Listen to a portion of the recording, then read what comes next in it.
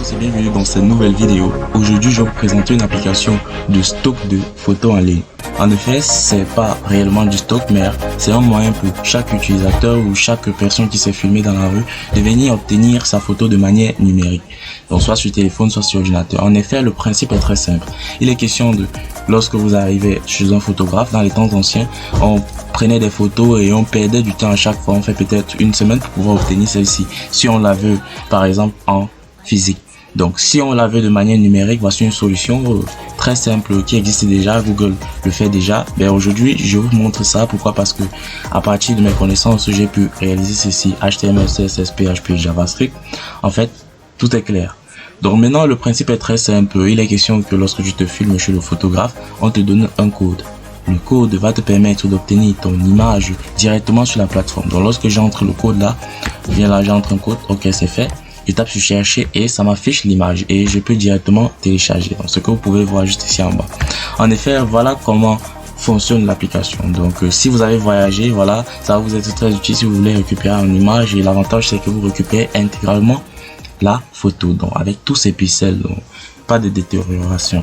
Donc pour la suite, c'est du côté administrateur. Je peux m'inscrire ici en tant que photographe. Je peux me connecter. Donc en fait, voilà, connexion. Lorsque je me connecte, j'ai déjà le photographe Jean. J'ai déjà le mot de passe 1, 2, 3. Je me connecte. Lorsque je me connecte dans l'application, une première interface qui me permet de voir en fait comment je peux faire pour enregistrer une image. Donc là, son nom. Donc lorsque j'ai filmé par exemple un client, j'entre son nom, Jean, Eric par exemple, je sais pas trop, Joël. Bon, ok, Joël, pardon.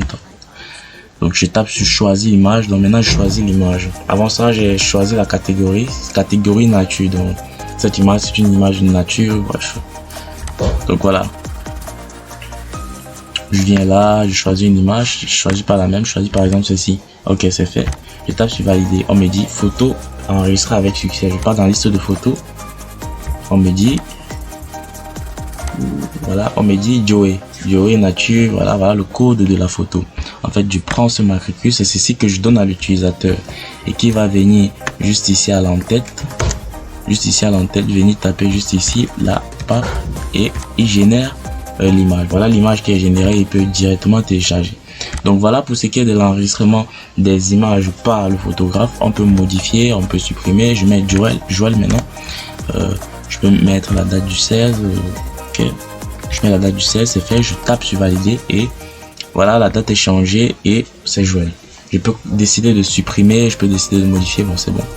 Je passe maintenant dans l'historique. Dans l'historique, c'est la liste de toutes les commandes que nous avons effectuées sur l'application. En fait, il ne faut pas que demain, on se retrouve à dire que cette image-ci, je ne l'ai pas eu.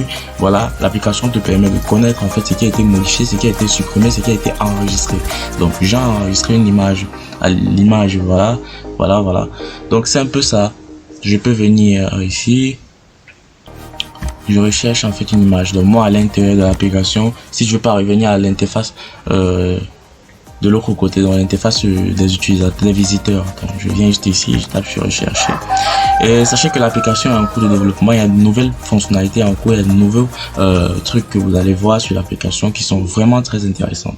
Donc je vous invite surtout à lâcher un pouce bleu, à vous abonner, à activer la cloche de notification pour voir réellement la suite de cette application. Que va devenir cette application dans les prochaines années à venir? En fait, je vous laisse découvrir. Suivez le hashtag entre temps. Donc pour finir notre tutoriel, il est question de se déconnecter. Donc je viens juste là, je me déconnecte et le tour est joué. Donc voilà pour cette application qui est en cours de développement et qui est très intéressante. Donc ce que vous devez noter, c'est le tome 1, puisque au niveau des limites, je vais vous montrer quelques limites. Je peux venir là, je tape Jean, comme je tape mot de passe 1, 2, 3, voilà.